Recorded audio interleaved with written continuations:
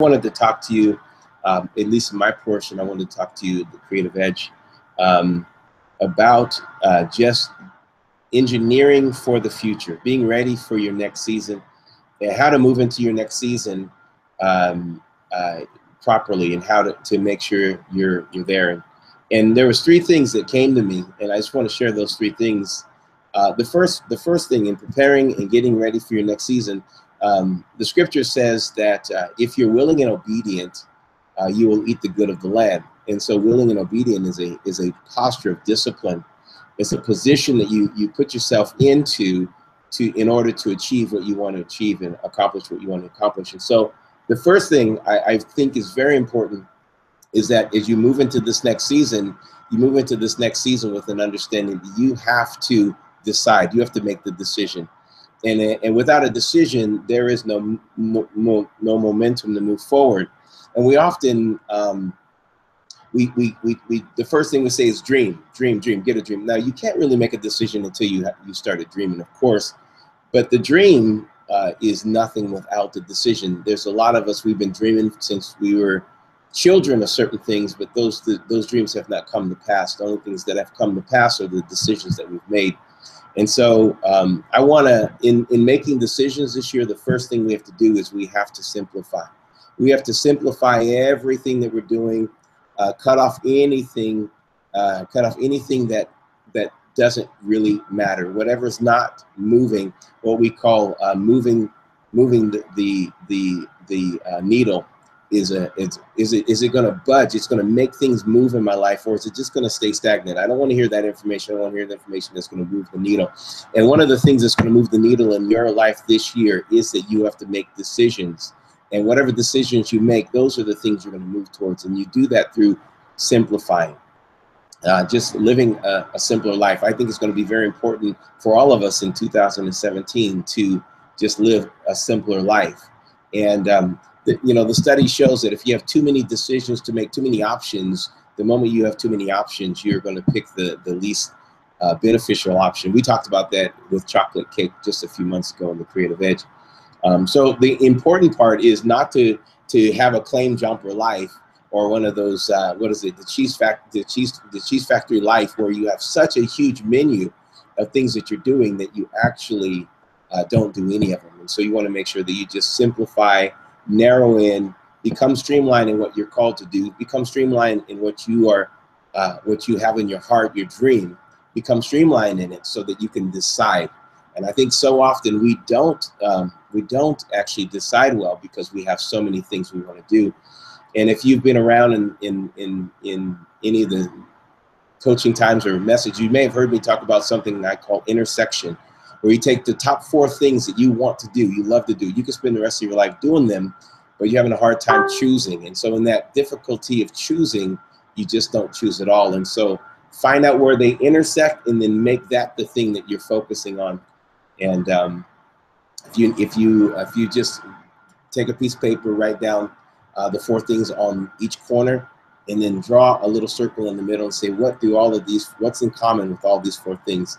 That is a new idea that you can give yourself to, and just begin to give yourself to that. One of the things that hit me last year really strong is dreams don't come true, but decisions do. And so you want to make sure that you think that way this year, that even though I'm dreaming, even though I'm thinking big and I have vision, that's not what's going to come true. What's going to come true in my life is the things that I decide to do today. And if you do that, H.L. Hunt says this: decide what you want, decide what you're willing to exchange for it, establish your priorities, and go to work. I love that. Decide what you want, decide what you're willing to exchange for. That's that payout. You got to exchange something. There has to be a value on it. And then establish the priorities. What's the priority in order? And then go to work on it. Go to work on it. That brings us to the next thing. You have to know what you're deciding to give yourself to. If you don't sit down and figure out what those decisions are, then and what you're giving yourself over to, what the price is, you won't pay the price. And so the next thing, the second thing, is going to be deconstruction. You have to deconstruct what you want. The dream is this, but I have to deconstruct it. I have to make it bite sizes. I've got to put it in accomplishable goals. I've got to put it in a position where in a way where I can systematically go after it. And if I can create it into a system, then I can accomplish it. And many people call it reverse engineering. And we've also talked about it in execution, lag and lead measures. The lag is the result I want, the result I'm going to get, and the lead is what I'm going to do to get to it. And so you need to know that. What do you want? And then what are the step-by-step, play-by-play actions that I need to have in order to get there? And that only happens from deconstructing, going back and saying, okay, this is what I want. If I want to lose 15 pounds, then I know that, and I want to lose 2 pounds a week, that means I've got to burn so many calories a day. I've got to drink so much water a day. I've got to sleep so much. I've got to eat so much or eat so little, and I've got to work out. And then you have those time frames. That's now your system. And if you can stick to those time frames, you will accomplish your goal. But I think many times we say, well, I have this dream, but we never deconstruct the dream to the point that it's small, measurable, quantifiable decisions every day. Every day I need to make these same decisions every single day. Every day I need to make these same decisions every day. And in doing that, you will become the person that you want to be, and you'll live in the life that you want to live. And through systems and processes, nothing is accomplished without a system and a process. And it's definitely not this next part that we're going to step into. It's definitely not scalable if you don't have a system and a process to it. Mark Udall, he says, don't climb mountains without a team. You don't climb mountains without being fit. You don't climb mountains without being prepared. You don't climb mountains without balancing the risk and the rewards. And you never climb a mountain on accident. It has to be intentional. And the reason you want to have the systems and the processes and the systematic things that you've captured from the deconstruction is that it allows you to be intentional every single day. You're going to be intentional about it, and you're going to move into it with confidence and courage. And so you need that intentionality. You need to have it in such a way that you can be intentional and live on purpose. And so I think it's wonderful to have that, but you have to choose it. So it's not enough to have a big dream, although you have to have a dream. You have to have a dream that challenges you and pushes you and moves you emotionally. It moves you. If you're not moved emotionally, you can't be moved physically. You need the energy, emotional and physical energy, to go after it. But in that, you have to know that this is a decision I'm going to make, and I've got to make those decisions. When I make this decision, I've got to carve out these things. So if I know I have to work out 5 days a week in order to have the body I want, and I've got to work out at least 25 minutes a day, and those are calculations that you cannot violate, and those are intentionality that will help you become who you want to be and who God wants you to be. And so don't forget, you can never climb a mountain on accident. There's no one climbing mountains on accident. At least they should not be.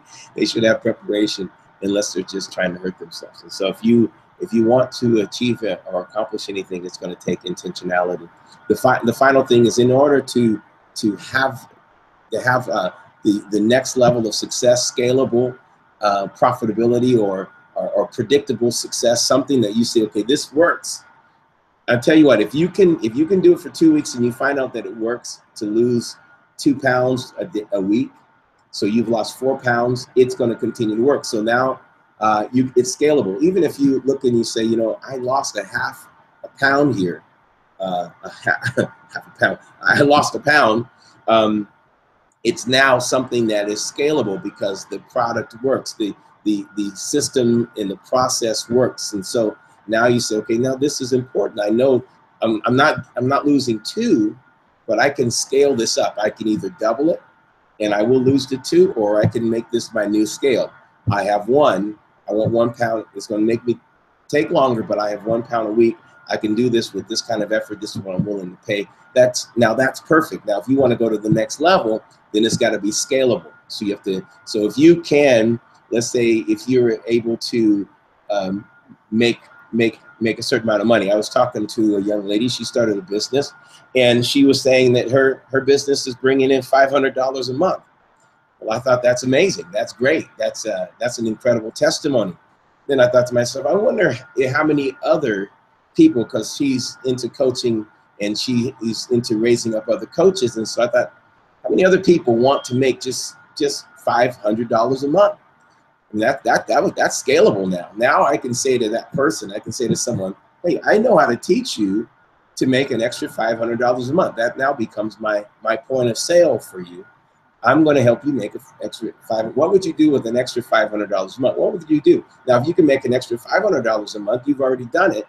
You just now have to scale it up. Now you have to do whatever it is taking you to do to reach $500 a month. You scale it up. Now you double it. You're going to scale it up, and you're going to easily reach 1,000. Maybe even that scale up will multiply it to $2,000 a month.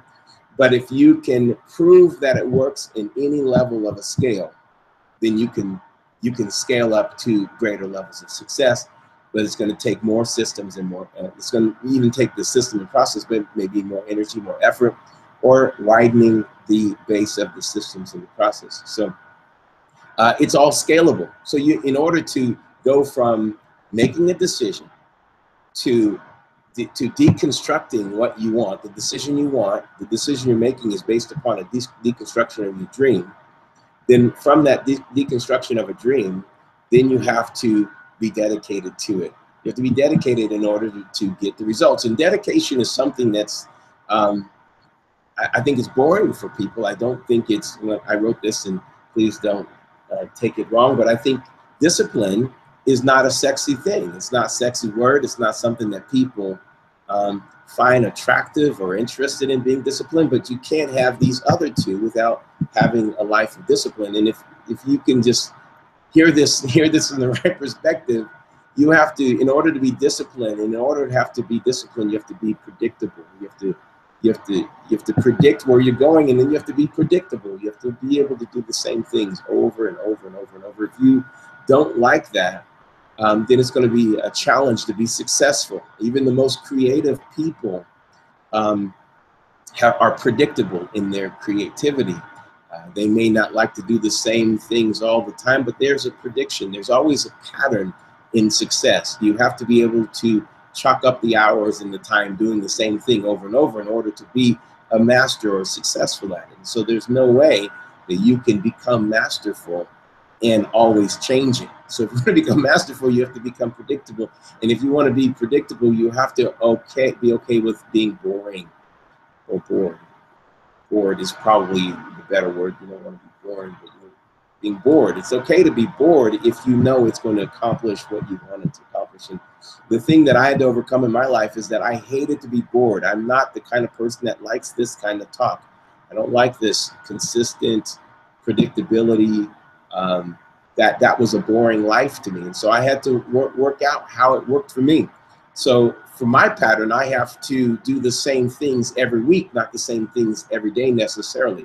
When it comes to food, I can eat the same food every day. I can eat, that's not a problem. If I really can lock in a menu that I want, I can do that, and it would accomplish that for me. The unfortunate things, I get invited to dinner or other things, and I don't have access to the food that I would eat every day. But there's importance in being, not having to have a different flavor all the time if you want to lose weight, because sometimes eating what doesn't taste good or is not flavorful is the only way you're going to actually accomplish that, or eating it in portions that you wouldn't eat it. So there's got to be some predictability in order to do that. You have to think, well, this is a little bit boring. Yeah, it may be, but do you want the results, or do you want this moment? You want to engage this moment and just enjoy this moment, or do you actually want the results that this moment is going to give you if you're just a little bit more disciplined in this moment? And being disciplined is going to take you being okay with being bored sometimes, just not having the energy that comes from constant gratification now, in instant gratification right now, knowing that there's something that I'm working towards, that I'm going to really enjoy that. And as I continue to dream of that and I continue to look at that, that's what I'm really going to enjoy. And that's going to be the thing that I give my time and my attention to. And so I want to encourage you, yes, find a life that is dedicated. A dedicated life is a life of disciplined and predictable habits, or even boring habits, boring lifestyle. And then in this discipline and dedication, you're going to have to do something that I call touch Tigger triggers. Touch Tigger triggers. And I got that from watching my daughter when she was little. With this, my son had this little Tigger that you would push his head down, and you push his head down, and he just start bounce, boing, boing, boing, and he makes this noise, boing, boing, boing, boing, boing. And then when my daughter came along, it didn't encourage her. She didn't feel comfortable with it. She kind of was scared of it. But she was so like wanting to overcome her fear, she just had to touch it. She didn't run from it. She went to touch it. And I think important for us in this season, if you're going to be dedicated, you're going to be predictable, you're going to have to touch Tigger triggers. Things that boing, boing, boing and freak you out and make you want to run. You've got to run up to them and go, you know what? I'm going to conquer this right now. Let me really see if you're as scary as I think you are. And man, if we just are dedicated this year to touch Tigger triggers, I mean, you will just literally abolish all the concerns and fears. One of the things I'm going to hammer on, I think, big this year is successful people don't allow fear to stop them. They don't make excuses like, I can't do it. I've never done that before. It's never worked before. It's never happened before. Even this whole webinar thing, we've never done this before, but we're going to try it again. We're going to keep on trying it. Was today a failure? Absolutely. But we learned some things, and we're going to do it again. And we'll have Rabbi Lapid on again. It'll be great. But we learned some things. I'm not going to be afraid to touch Tigger trigger on this. I'm not going to be afraid to do this. He's not going to make me run. This is going to be something that we're going to accomplish. But you have to have that attitude and say, you know what, if I don't touch this Tigger, I'm always going to be afraid of this. And if I am afraid of this, that means I'm not going to be doing something.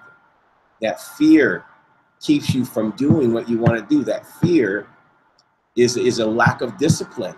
It's a lack of dedication.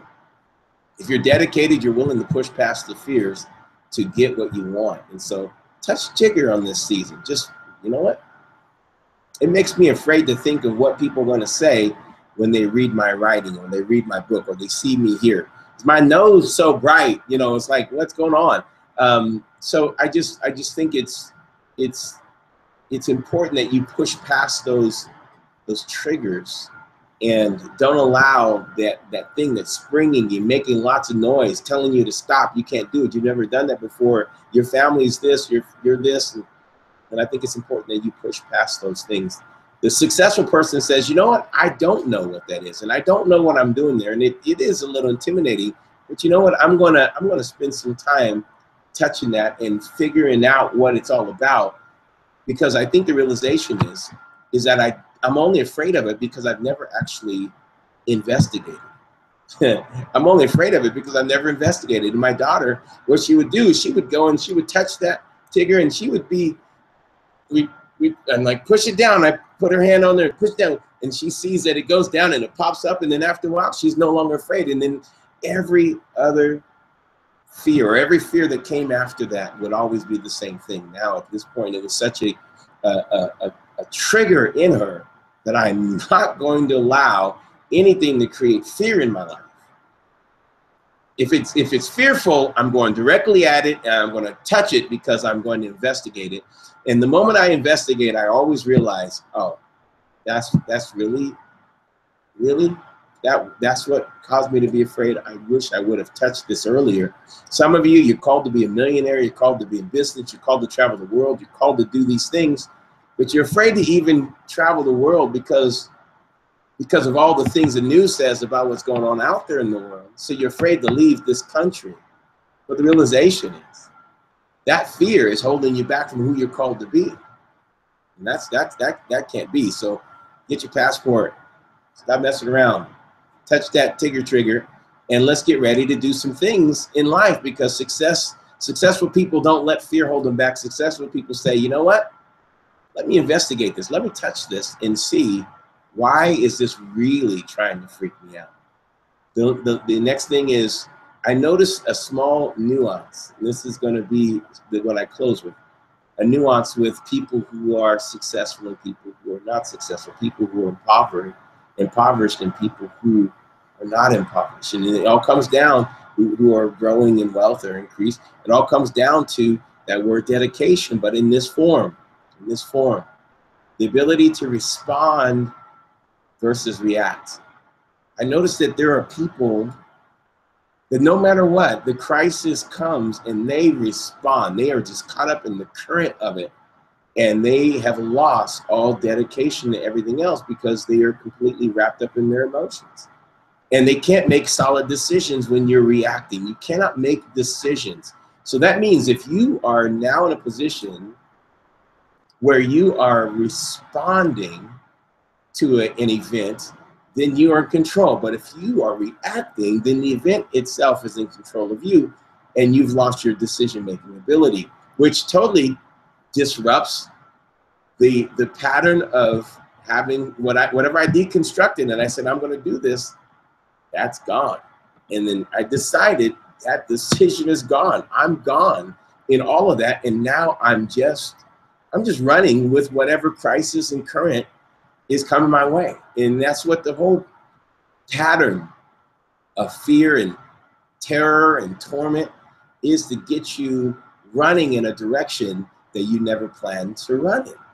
I mean, you see people just take off running when something happens, and they're just running away from something and not realizing that sound's coming from where they need to go, and they need to touch the trigger. And I'm not saying run into danger, but I'm definitely saying don't react, respond. Take a moment, calculate it, look at it, evaluate it, then make a decision. There was one time we were sitting at a light, and a car, when we saw the sirens moving down the road, and this was the road here, it had two lanes on one side and 2 lanes on the other side, and a little barrier in the middle. And all of a sudden you see down the road that these police officers are chasing someone, and you see a person switch over into our lane. They're coming directly at us. Traffic is over here. They're coming directly at us. The police are chasing them. And I'm thinking, I can sit here, and it's just this fast. I can sit here, and I don't know what happened. It has to be, you know, just God or a gift or something of God.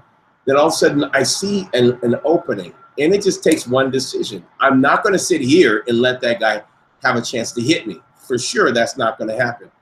And my family, my wife's here, my children are in the back. I'm going to do something here.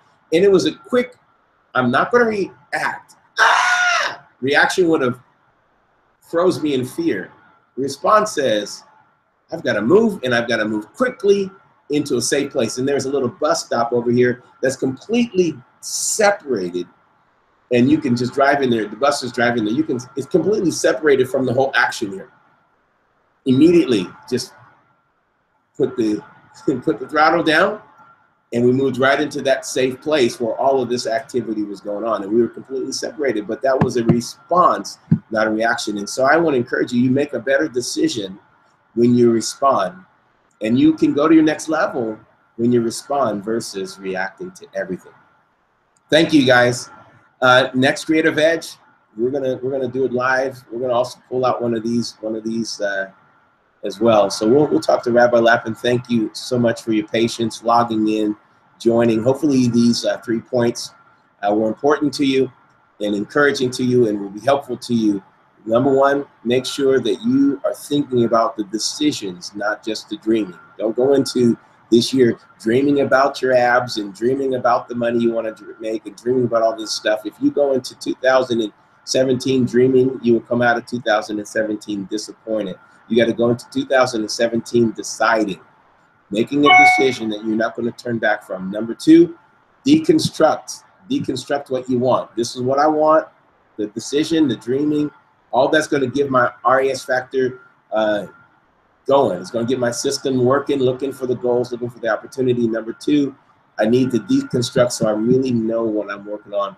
Make bite size that can be scaled up later. Don't make huge scales. Don't make huge steps. Small steps. Test it. Test the success of it. And if it's successful with 1 pound, it can be successful with 25 pounds. If it's successful with $10, it can be successful with $1,000, whatever it is.